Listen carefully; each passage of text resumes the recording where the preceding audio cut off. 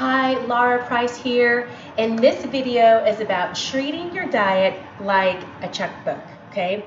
If you go over budget, then it's an overdraft, right? If you go over your calories, then it's not the bank that will be screaming at you, it's your body, or maybe even your doctor, right? So healthy living is all about discipline. And when we find ourselves overweight, it's time to get disciplined. And you got this. No reason to feel ashamed or guilty, right? It's just time to get started. And here we are.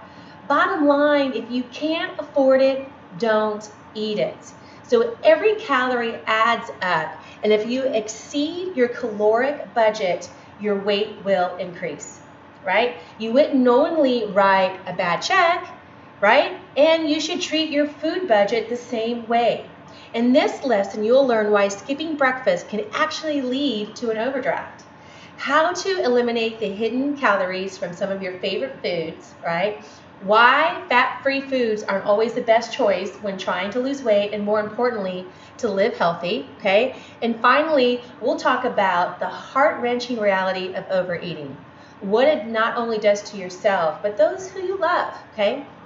All right, did you know that breakfast skippers weigh more than breakfast eaters, right? There is a misconception that skipping breakfast, or any meal for that matter, will save you calories. But the truth is, most people who eat fewer than 3 meals usually end up eating more calories during the course of a day. So why? Because by the time you feel hungry, you're starving and you can't control the amount you want to eat. You probably make your children eat breakfast, right? Because you know that's good for them. So why don't you apply those same rules to yourself? All right. So rule of thumb is you want to try and eat about 60 minutes after waking up. Some studies have shown that this is actually boosting your metabolism. Now, if you're one of those people that for whatever reason feel nauseous or sick, if you eat early in the morning, try just eating something small, maybe a little protein shake or even a piece of toast with peanut butter, right? That's a good choice. All right, so in order to reach your weight loss goals and live healthy, you need to become a food detective. I'm not talking about the donut eating food detective. Instead, I want you to be curious so you know what you're eating and you can avoid the really unhealthy stuff. Of course, I believe in planned indulgences, so I'm not trying to tell you that you can't have those wonderful delights every so often, but knowledge is power, and you need to know what's going in your mouth, all right? So let's look at some common diet busters and ways to make them healthier, all right? So first step is salads, all right? Just because it's a salad doesn't mean it's healthy. Sure, lettuce is healthy, but it's what goes on top, such as the fatty dressings, bacon bits, maybe some crispy chicken, etc. They can create an enormous calorie bomb, okay?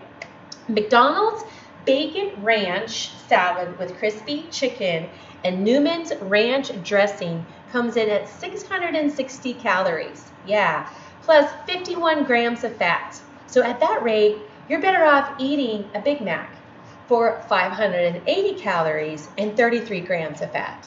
So either one I don't recommend, right? But it's crazy. That's why you want to be a food detective, okay? So when eating a restaurant salad, keep it just to the vegetables, right? And take off the croutons and the cranberries and anything else that is not a vegetable, all right? Ask for a salad dressing on the side, right? And then use your fork and stab a salad and then dip it in the dressing before grabbing your next bite, okay? You use a lot less dressing and you still get a wonderful flavor, right? Also, try and go for the non-creamy dressings and stick more to your vinaigrettes, like a balsamic vinaigrette. They're usually lower in calorie and lower in fat, okay? So be smart here. At home, you could even use salsa as a salad dressing, which is a great choice, or you can make your own so you can control the ingredients and what's in it. Okay, let's talk about coffee drinks, especially the ones at Starbucks, which can drain your dollars and your calorie budgets, okay? A 20-ounce white chocolate mocha from Starbucks will cost you 620 calories, 27 grams of fat, and get this, 75 grams of sugar. So by comparison, a full-size Snicker bar has only 250 calories, 12 grams of fat, and 27 grams of sugar.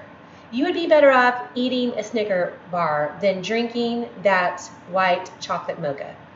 Both of them I don't recommend, but if you have to have your fancy coffee, then order a skinny caramel macchiato, right? It might not be up on the menu still, but they make it with non-fat milk, sugar-free vanilla syrup, and you get to keep the caramel drizzle if you want to, as a little indulgence. That's totally okay, and it only comes in at 110 calories, and that's 510 calories less than the white chocolate mocha.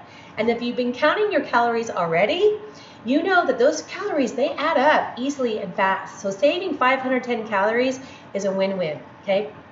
All right, let's talk about other drinks, because a lot of them have tons of calories, such as sodas and juices and flavored waters, including sports drinks, okay? My children, whenever, we're out and about, they'll ask me for a Gatorade, right? And I will say to them, and they get really sick and tired of this, but I'll say to them, did you go out and do a continuous exercise for over an hour where you depleted your electrolytes? And they'll look at me and they'll go, no. And then I'll say, then you don't need a Gatorade, because that's what Gatorade is for. It's to replenish your electrolytes. It's not there as a drink to sit around and drink, all right? So that's me being a little bit of a crazy woman with my kids and drinks. But you got to think about, what is the purpose of this drink? What is it supposed to be doing for me? And what is it supposed to be fueling my body, all right? Drinks like sodas and juices and flavored waters, they are packed with calories. And most of them are empty calories. You don't need it, right? You have to read the calorie content on the label, and always remember, water is always the best choice, okay? All right, now let's talk about alcohol, because alcohol will really kill your weight loss plans. When you drink alcohol, your body uses it as a priority fuel system until it has been removed from your body. So essentially, your body stops burning fat until all the alcohol is out of your system. So you see, it's not just the alcohol calories you are consuming, it's that your fat burning furnace is shut down for 6 to 8 hours, which stinks, okay?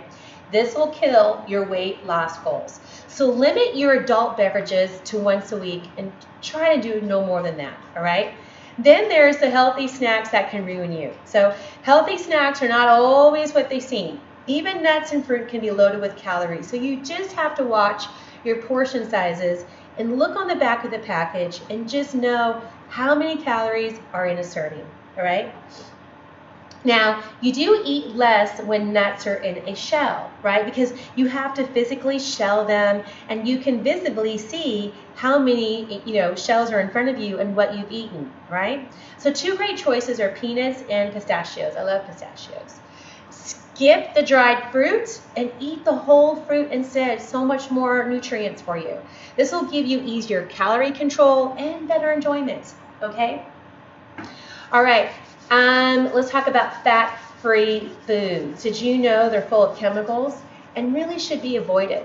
Fat-free foods are probably your worst choice. They're full of ingredients that will knock you out of a spelling bee, okay? And full of chemicals, artificial flavors, and other junk. They got to make it fat-free somehow, so they got to pull in all this stuff in order to do it, stuff that's not good for us.